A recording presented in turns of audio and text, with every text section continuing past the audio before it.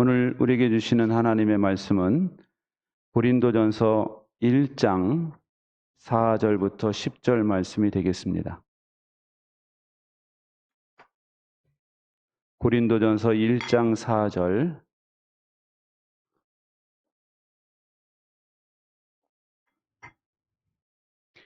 이제 계속 고린도서를 설교할 테니까요. 여러분이 책갈피로 꽂아주시면 되겠습니다. 고린도전서 1장 4절부터 10절 다 같이 일어나셔서 저와 여러분이 한 절씩 교독하겠습니다. 나는 여러분이 그리스도 예수 안에서 받은 하나님의 은혜를 생각하고 여러분의 일로 언제나 하나님께 감사를 드립니다.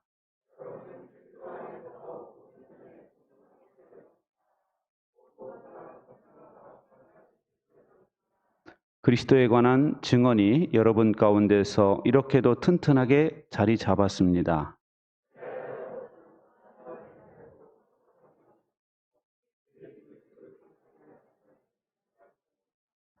우리 주 예수 그리스도께서 나타나실 날에 여러분이 흠잡을 데 없는 사람으로 설 수 있도록 주님께서 여러분을 끝까지 튼튼히 세워 주실 것입니다.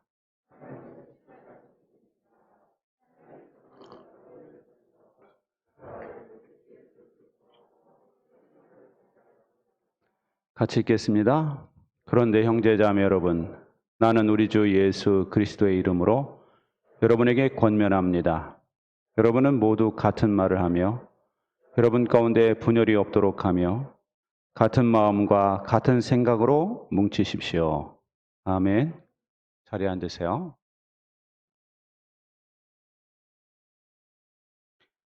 고린도라는 도시는 지금의 그리스 남쪽에 있는 항구 도시였습니다. 이곳은 상업이 발달했어요. 그래서 돈이 많이 유통되는 도시였고요. 그리고 종교와 도덕의 기준이 매우 다양한 도시였습니다. 자기 나름대로의 기준이 있었다라는 것이죠. 그리고 비너스라고 하는 사랑의 여신을 수호신으로 모신 곳이기도 합니다. 이곳에 교회가 세워졌어요. 그러니 이 교회가 문제가 많을 수밖에 없었는데요. 오늘 고린도 1장의 주제는 파당 짓기에 대한 경계의 말씀이에요. 우리 교회는 아직 드러나는 그런 분열의 조짐이 없기 때문에 제가 설교하기가 어려웠는데요. 예방하는 차원에서 우리가 살펴보도록 하겠습니다. 여러분, 어떻게 해야지 교회에서 파당이 생기는 것을 막을 수가 있겠습니까? 먼저는 자만을 경계해야 한다라는 것입니다. 고린도 교인들은요, 부유했어요. 물질적으로도 부유했고 영적으로도 부유했습니다. 그래서 체험도 있었고요. 은사가 다양했습니다. 뭐 방언의 은사, 무슨 은사 해가지고 은사가 아주 다양했어요. 전도의 열정도 있었습니다. 구원의 확신이 있었어요. 자기 스스로 우리는 부유하다, 부족함이 없다 이렇게 생각을 하고 있었던 것이죠. 그러다 보니까 자연스럽게 자만심이 생겼어요. 여러분, 자만심은 파당을 짓는 것으로 발전을 하게 되었다라는 것입니다. 여러분, 교회 생활할 때 보면은 우리 주변 교회도 그렇고 새신자가 파당을 짓는 것은 본 적이 없습니다. 새신자는 그런 걸 할 줄 몰라요. 그런데 대부분 신앙생활 오래 하고 체험도 있고 은사가 나타난다고 하는 사람들, 그런 사람들이 자만해져 가지고 파당을 짓게 되는 일들이 종종 벌어지는 것을 보게 됩니다. 그래서 우리는 내 자신의 믿음이 커졌다고 생각이 들거나 또는 교회에서 내가 영향력 있는 사람이 되었다고 생각이 들면은 조심하셔야 돼요. 아, 내가 파당을 지을 수 있는 확률이 있구나라는 생각을 하시고 조심해야 된다라는 것입니다. 그러면 파당이 생기지 않기 위해서 어떻게 조심해야 될까요? 여러분이 하는 말을 한번 살펴보시기 바랍니다. 여러분, 파당이 형성되는 데는요, 교만이 큰 역할을 한다고 그랬죠. 그런데 그 사람이 교만한지 아닌지는 말을 들어보면 알아요. 전에는 안 그랬는데 요즘 들어서 자꾸 교회를 비판하거나 또는 목회자를 비판하거나 불만이 있거나 그렇게 된다고 한다면은 자신이 교만해지고 있다라는 것을 인지하셔야 돼요. 영성이라는 말이 있죠. 단어. 영적인 성품을 의미하는데요. 신성한 성품입니다. 근데 영성하면 사람들은 기도를 많이 하고 은사가 나타나고 이런 데 초점을 맞추는데 진짜 영성은요. 겸손한 데 있어요. 할렐루야. 뭐에 있다고요? 겸손한 데 있다. 진짜 영성은. 여러분 빌립보서 2장에서 말씀합니다. 시작. 무슨 일을 하든지 경쟁심이나 허영으로 하지 말고 겸손한 마음으로 하고 자기보다 서로 남을 낮게 여기십시오. 여러분 겸손이 뭔지 아세요? 자기보다 남을 낮게 여기는 거예요. 시옷입니다. 시옷. 지읒이 아니에요. 교만은요. 남을 자기보다 낮게 여기는 거예요. 지읒이에요. 그때는. 그래서 겸손한 사람은요. 남이 자기보다 나은 사람이라고 생각하기 때문에 다른 사람을 배려할 줄 알고 높일 줄 알아요. 그래서 겸손한 사람하고 대화하면 기분이 좋아요? 나빠요? 좋죠. 왜냐? 나를 배려해 주니까. 나를 자꾸 높여주니까 기분이 좋은 거예요. 교만한 사람하고 대화하면요. 힘들어요. 왜냐? 자기가 높으니까 남을 비난하게 되고 자꾸 평가하고 판단하는 거예요. 그래서 길게 대화하기가 힘들죠. 여러분, 감리교회 창시자 존 웨슬리와 휘필드 목사가 있었는데요. 이 두 분은 목회 열정이 대단했던 분들이에요. 그리고 목회 방법도 비슷했어요. 그런데 신학적인 이해가 조금씩 달랐습니다. 여러분, 장로교 우리 장신대에도 보면 교수들이요. 이 차별법에 대한 생각들이 다 달라요. 어떤 사람은 이렇고 어떤 사람은 저렇고요. 시각이 차이가 있는 거. 어느 신학교에서 누구 밑에서 배웠느냐에 따라서 그렇게 좀씩 달라요. 그런데 하루는 이 두 사람의 신학이 다르다는 것을 알고 어떤 사람이 질문을 했어요. 목사님은 웨슬리 목사님과 신학에 대한 이해가 다른데 목사님께서 천국에 가면은 웨슬리 목사님을 만날 수 있겠습니까? 하고 물었습니다. 그러자 휘필드 목사가 이렇게 대답을 했습니다. 아마도 우리는 천국에서 웨슬리를 보지 못할 것입니다. 왜냐하면 웨슬리는 하나님의 보좌 가장 가까운 곳에 앉아 있을 것이고 우리는 멀리 떨어져 있을 것이기 때문입니다. 무슨 의미인지 아시죠? 웨슬리는 훌륭한 사람이라 상급도 많이 받고 좋은 자리, 하나님 보좌 가까운 데 있을 것이고 나는 그 사람보다 한참 모자라기 때문에 그 사람 보기가 힘들 겁니다. 천국에서 저는 맨 뒤에 있기 때문에. 겸손한 표현이죠. 여러분, 휘필드 목사와 같은 마음을 갖게 될 때 분열이 있을 수가 없는 거예요. 에베소서 4장에서 이렇게 말씀합니다. 시작. 여러분은 부르심을 받았으니 그 부르심에 합당하게 살아가십시오. 겸손함과 온유함으로 깍듯이 대하십시오. 오래 참음으로써 사랑으로 서로 용납하십시오. 여러분, 우리를 불러주신 하나님의 그 부르심에 합당한 자세는 뭐냐? 겸손과 온유라는 거예요. 하나님이 우리를 불러주신 그 부르심에 합당한 자세는 겸손과 온유, 용납 이런 것이라는 거죠. 여러분, 미국에서는 지금도 서부 개척 시대 유행했던 그 로데오, 길들이지 않은 말이나 소를 타고 버티는 경기 아시죠? 지금도 하고 있죠. 스페인이나 이런 데서 보면은 그 야생 소를 갖다가 가둬놨다가 거기 탁 고정해 놓고 딱 올라타고 딱 풀어놓죠. 그러면 이제 막 엉덩이를 들고 막 내려오라고 막 생쇼를 합니다. 그래서 얼마나 버티느냐 이 경기가 로데오인데요. 이 야생마, 야생소를 길들일 수가 없어요. 그 상태로는 아무 쓸모가 없게 됩니다. 이때 필요한 사람이 조련사예요. 노련한 조련사는 그 길들이지 않은 야생마를 갖다가 길들이기 시작을 해요. 그래서 그 야생마가 말이죠, 나중에 사람 말을 듣게 됩니다. 그래서 사람이 달려 그러면 달리고, 서 그러면 서고, 천천히 가 그러면 천천히 가고, 이런 말이 되죠. 여러분, 주인이 원하는 대로 그 힘을 사용할 준비가 되어 있는 상태, 그게 바로 프리우스라는 단어고요. 그 단어가 히라보에서 온유로 번역된 단어예요. 온유라는 단어는 내가 그냥 힘이 없어서 그냥 가만히 이빨 빠진 호랑이라서 내가 가만히 있는 게 아니에요. 온유라는 것은 나한테 힘이 있어요. 주인에 의해서 그 힘이 써야 될 때 쓸 줄 알고 절제해야 될 때 절제할 줄 아는, 주인에게 순종하는 그런 사람이 될 때, 그게 바로 온유라는 겁니다. 할렐루야. 여러분, 우리는 예수님을 만나기 전에는 야생마와 같은 기질이 다 있었어요. 여러분 없었습니까? 우리가 예전에 내가 왕년에 나 이랬던 사람이야 이렇게 말하는 사람들이 있어요. 근데요, 그 교회 와서 이야기하는 거는 전혀 어울리지 않는 이야기예요. 술 먹을 때나 어울리는 이야기지.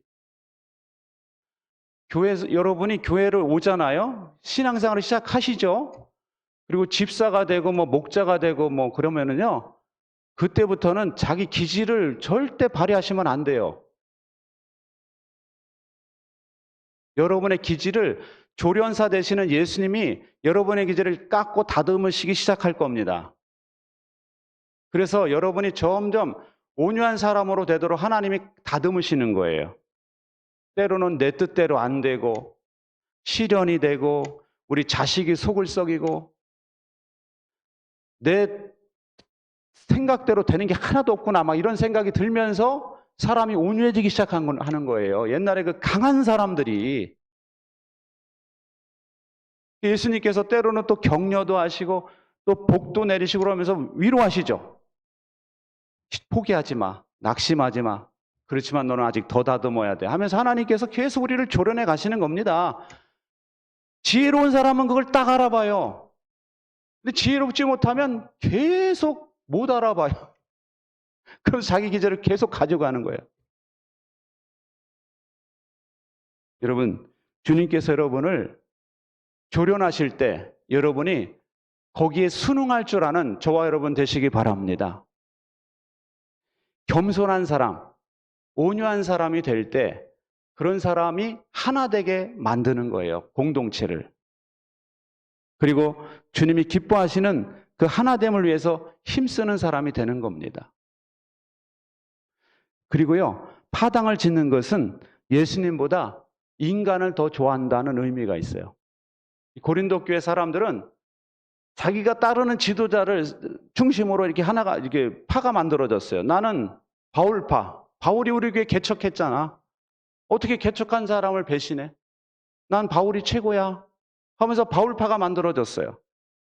근데 어떤 사람들은 그래도 바울보다는 베드로가 수제자인데 나는 베드로를 더 존경해. 나는 베드로파야 하면서 베드로파가 만들어졌고, 아볼로라는 사람이 또 와서 목회했었거든요. 아볼로가 아주 지식적으로 전달을 잘해요. 설교가 기가 막혀. 그러니까 나는 그거보다 난 지적인 사람이야. 난 그래서 아볼로파야. 이렇게 아볼로파가 만들어지고, 그러자 나는 이것도 저것도 싫어. 나는 그건 아닌 것 같아. 난 예수님파야. 예수님파를 또 하나 만들었어요. 그래가지고 이 교회 안에서 파가 네 파로 나뉘어가지고 서로 분열하고 서로 그러고 있는 거예요. 여러분, 누구를 좋아할 수는 있어요. 자기가 흠모하는 사람이 있을 수 있죠. 그렇지만 여러분, 그 사람을 중심으로 파당이 만들어지는 것은 주님께서 원하실까요? 아니에요. 여러분, 예수님께서 말씀하셨죠. 예수님을 사랑하는 사람은 누구냐? 계명을 지키는 사람이다. 근데 예수님의 계명이 뭡니까? 예수님의 계명이 뭐예요? 하나 되라는 거죠. 마지막 제사장 기도 때 그러시잖아요. 아버지와 저희가 하나인 것처럼 저들도 하나가 되게 주옵소서. 예수님의 마지막 기도가요, 하나 되는 것이 예수님의 기도예요. 그러니까 예수님의 소원은 우리가 하나 되는 겁니다. 그런데 특정 개인을 사랑해서 파당을 형성한다고 한다면 이것은 예수님을 계명을 무시하는 사람이 되는 거예요. 여러분, 파당이 생기는 것을 막고 하나 되는 것에 힘쓰려면은요, 여러분들이 새로운 지도자의 리더십에 순응할 줄 아셔야 돼요. 목장이 분가를 했어요. 또는 파송을 했어요. 그래서 그 목자 중심으로 목장이 만들어졌단 말이에요. 근데 자꾸 예전의 목자 이야기를 하면서 예전에 목자님은 이렇게 했는데 우리도 이렇게 하면 어때요? 자꾸 이런 얘기 하는 거 아닙니다. 왜냐? 그 목자만의 스타일이 있고 그 목자만의 그 자질이 달라요. 국화 같은 사람이 있고 대나무 같은 사람이 있고 그리고 매화 같은 사람이 있고 다 다르다니까요. 새로운 목자가 나왔으면은 그 목자 리더십의 스타일에 여러분이 따라 주셔야 되는 거예요. 할렐루야. 교회 생활할 때도 그래요. 여러분이 이사를 오셨건 교회를 옮기게 돼서 오셨건 간에 여러분이 우리 교회를 나오면은 저의 리더십의 스타일에 여러분이 따라 주셔야 돼요. 근데 여기 와놓고서도 자꾸 예전 교회 목사의 장점과 저의 단점을 자꾸 비교하면서 우리 교회는 이건 왜 이러냐고 자꾸 여러분이 그러시면 엄청 피곤하고 힘들어지죠. 이번에 목회자 컨퍼런스 때 같은 방을 썼던 제주도 서귀포에서 목회하는 목사님이 자기 어려운 점을 이야기하더라고요. 어려운 점이 뭐냐면은 그 서귀포에 제주도에 온누리교회 출신 성도들이 올 때가 있대요.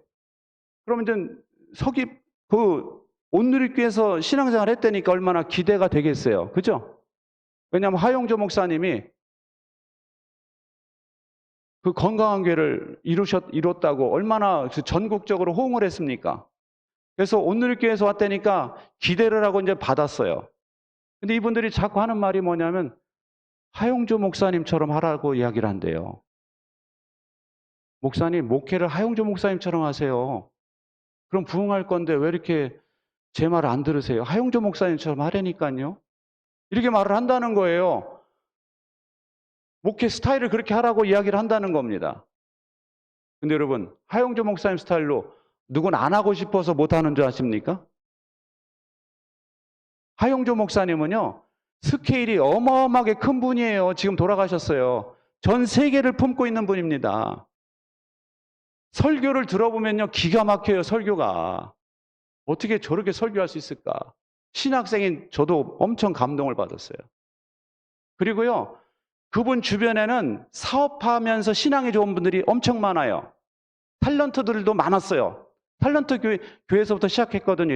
연예인 교회 담임이었어요.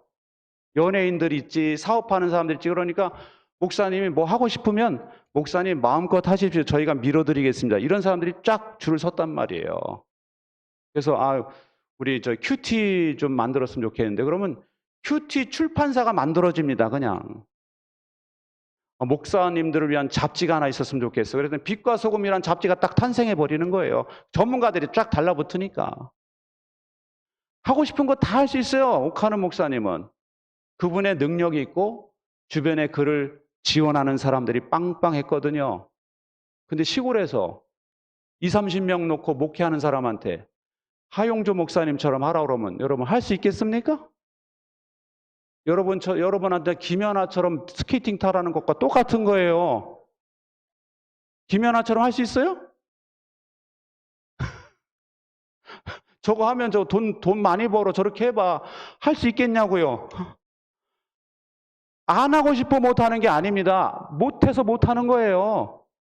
그리고 시골에는 그분이니까 거기 있는 거지 그렇게 잘났으면 서귀포 한 구석에 있겠습니까? 벌써 서울로 불려갔겠지? 그러니까 이 사람들이 그걸 못 따라주니까 이 사람들이 어느 날 교회를 나가기 시작을 하는데 혼자 나가는 게 아니라 꼭 사람들을 휘젓고 돌아다니는데 같이 나가자고 그렇게 설득을 한다는 거예요. 그래가지고 교인도 얼마 안 되는데 사람들이 다 흔들거리고 막 그러더니 결국에는 온누리교회 출신들이 모인 교회가 만들어졌대요. 제주도에. 근데 저는 그 말을 듣는데 천국에 계신 하용조 목사님이 과연 기뻐하실까? 땅을 치고 목사님이 그럴 겁니다. 내가 목회 잘못했구나. 잘못 가르쳤구나. 그 모습을 보면서 한탄하실 겁니다. 저렇게 내가 가르친 게 아닌데 어떻게 저럴 수가 있을까? 교회들을 다 어렵게 만들고 다니네. 교회를 다 어지럽히고 교회를 다 쓰러뜨리려고 하는 사람들이 돼가지고 돌아다니니 그걸 보고 기뻐할 수가 있겠어요? 여러분, 그렇게 하면은요, 하나 되는 게 어려운 거예요. 여러분이 목장에 속했건 또는 교회에 속했건 간에 여러분이 속한 그 공동체 리더십에 여러분이 순응할 줄 아셔야 돼요. 너무 사람을 중심으로 여러분 신앙생활 하지 마세요. 너무 사람을 추앙하지 마세요. 우리의 진짜 목자는 누굽니까? 예수님이죠? 예수님이 우리의 진짜 목자예요. 우리 목자나 목회자는 하나님께서 부르셔서 그냥 잠시 쓰임받는 것 뿐이에요. 하나님께서 맡기셨으니까 하는 겁니다. 그렇기 때문에 우리는 사역의 현장에서 리더에게 맞출 줄 아는 성도들이 되시기를 바랍니다. 그리고요, 우리는 하나됨을 지상 목표로 신앙생활을 하셔야 돼요. 우리 믿음이 좋은 리더들, 목자, 목녀들, 특히 우리 항존직들은요, 하나됨을 여러분의 과제로 삼으셔야 됩니다. 10절에서도 말씀하셔. 시작. 여러분 가운데 분열이 없도록 하며 같은 마음과 같은 생각으로 뭉치십시오. 여러분, 세상에서는요, 하나 되는 게 어려워요. 동업을 하다가도 돈을 저쪽에서 좀 더 가지고 가는 것 같다 그러면 바로 깨집니다. 그리고 부부의 인연도 끊어버리는 세상이에요. 그런데 크리스천들은 나이나 지위나 또는 뭐 학력이나 이런 걸 다 초월해서 온전히 하나 된단 말이에요. 목장에서. 그 교회에서. 그 모습을 보면서 사람들이 감동을 받는 거예요. 아니, 우리는 별것 아닌 것 가지고도 이렇게 헤어지는데 모든 관계가 깨지는데 저 사람들은 어떻게 저렇게 성격도 다르고 문화도 다른데 어떻게 하나 될 수 있지? 혹시 예수 때문이 아닌가? 이 생각을 하면서 궁금하고 이 공동체에 들어오고 싶은 마음이 생기는 겁니다. 여러분, 우리가 하나 되는 모습을 보여줌으로 인해서 예수님이 하나님이 보내신 분이라는 걸 증명할 수 있다. 예수님 말씀하신 겁니다. 근데 우리가 만약에 하나 되는 것을 전혀 힘쓰지 않고 나는 몰라, 그냥 내 생각대로 할까 하면서 여러분들이 만약에 분열을 주장하면은 그것은 예수님이 하나님이 보내신 분이라는 걸 부인하는 행동이 되는 거예요. 그러므로 우리가 하나 되는 것을 지상의 과제로 삼으시기 바랍니다. 우리가 목회하다 보면 분명히 이쪽으로 가야지 효율성이 있는데 효과적이에요. 근데 사람들이 이쪽을 원해. 그러면 효율을 따라야 되겠습니까? 하나 되는 걸 따라야 되겠습니까? 하나 되는 걸 따라야 돼요. 이쪽이 분명히 효과적인데 회사에서는 안 그러죠. 회사에서는 이쪽을 따릅니다. 무조건 효율이에요. 아니면 자르는 거죠. 그런데 교회는 안 그래요. 효율적인 것보다 늘 하나 되는 걸 목표로 삼아야 됩니다. 그래서 우리 성도님들, 특히 리더들은요, 하나 되는 것을 여러분의 지상 과제로 삼으시기를 바랍니다. 어떤 목사님이 섬에서 사역할 때 일인데요. 어느 날 장로님이 막 활짝 웃으면서 왔대요. 목사님, 제가 밭을 샀습니다. 그래요, 한번 구경 가죠. 그 밭을 그 땅값보다, 보통의 땅값보다 600만 원을 더 주고 샀대요. 왜냐? 그 땅은 이 섬에서 농사가 제일 잘 되는 땅이래요. 가봤더니 정말 그 농사 이제 짓고 마늘이 출하되는데 트럭이 쫙 있고 막 캐는 사람들이 막 일꾼들이 막 모여 있는 거예요. 그래서 그러면서 그 장로님 말씀이 이 섬에는요, 우리 땅이 제일 좋은 밭이고요. 무슨 농사를 짓든 제일 잘 됩니다. 여기는 수확이 제일 많이 나와요. 그리고 저기는 저 땅은 제일 나쁜 땅입니다 하면서 또 가르쳐 주더래요. 이 섬에 땅의 가치가 다 다른 거예요. 여러분, 밭도 제일 열매가 잘 맺히는 밭이 있는 것처럼 주님이 내려다보실 때, 우리 교회를 보실 때, 아, 저 교회는 참 갈 때마다 사람들이 열매를 맺고 너무너무 내 마음에 흡족한 교회야. 이런 평가를 받을 수 있다면 얼마나 좋겠습니까? 할렐루야. 당신들은 하나님의 밭입니다. 그랬어요. 사도 바울의 표현이. 여러분 안에 풍성한 열매를 맺는 그런 밭이 될 수 있도록 여러분이 여러분을 가꾸시고 돌아보시기를 바랍니다. 서로 겸손하고 온유하고 용납하면서 하나 되기를 힘쓰는 교회가 될 때 우리 주변의 사람들이 우리 교회에 관심을 갖게 되고 보고 싶은 거예요. 여러분이 목장을 할 때 VIP들이 목장의 모처럼 와봤더니 분위기가 너무 좋아. 또 오면 안 되나? 이런 생각이 드는 거죠. 이번에 브라질하고 우리나라가 친선 축구를 했어요. 여러분 보셨습니까? 역사적인 시간인데 브라질하고 축구하기 어려워요. 여러분 아무하고나 대전을 안 합니다. 돈 줘도. 세계 1위. 우리나라는 몇이에요? 몰라요? 20 몇이죠? 네, 20 몇이. 근데 축구를 하는데 말이죠. 아, 진짜 잘하대요. 브라질이. 진짜 너무 멋있게 하더라고. 예술을 보는 것 같아, 무슨. 근데 있잖아요. 예전에는 브라질이 화려한 축구로 유명했어요. 그래서 공격수들 몇이 엄청나게 화려해. 막 몇 명 제끼고 막 넣죠. 그런데 독일 같은 팀을 만나면 대파하는 경우도 생기는 거예요. 왜냐? 수비가 시원찮아. 그리고 공격수는 공격만 해. 그러니까 독일 만났다가 완전히 깨져가지고요. 치치 감독이 부임하면서 브라질을 체질을 바꿔버렸어요. 어떻게 바꿨느냐? 공격수가 만약에 공격하다가 볼을 뺏기잖아요. 그럼 바로 압박이 들어간답니다. 자기 공을 빼앗은 선수를 압박을 들어가가지고 서너 명이 딱 그 선수를 감싼대요. 그래서 다시 공을 뺏어온다는 거예요. 그러니까 공격수가 공을 빼앗기는 순간 뭐가 되는 거예요? 수비수로 변하는 거예요. 그리고 네이마르가 이 세계 제1위의 득점 왕이에요. 지금 펠레보다 4점 모자라요. 펠레 유명하죠? 펠레는 알죠? 네. 지금 4골만 더 넣으면 펠레와 동급이에요.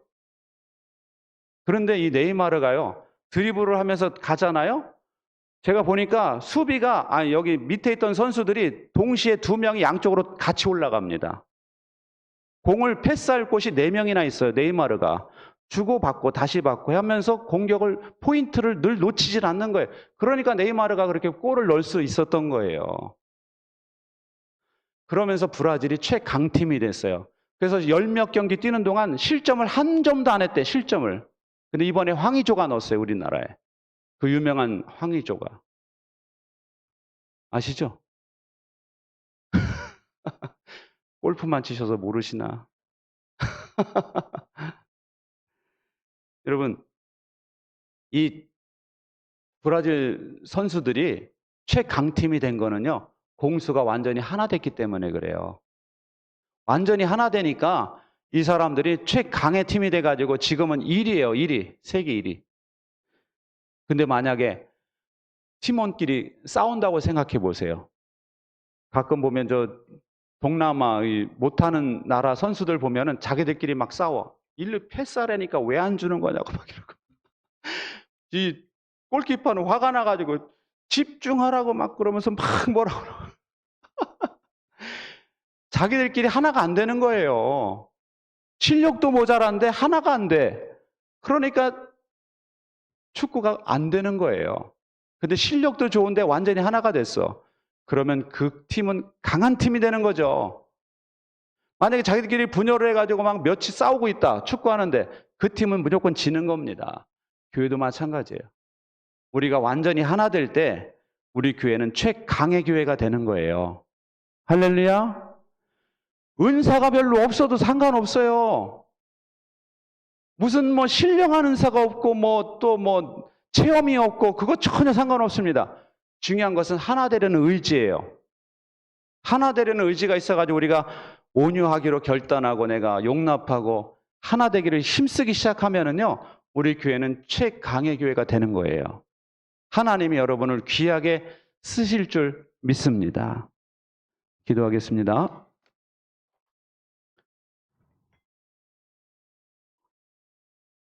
우리 같이 기도하실 때 통성으로 기도하겠습니다. 하나님, 우리가 하나됨을 힘쓰게 해주시고 우리가 하나님 앞에 겸손하고 온유해서 우리가 하나 되기를 힘쓰는 우리가 될 수 있도록 우리 같이 기도하겠습니다.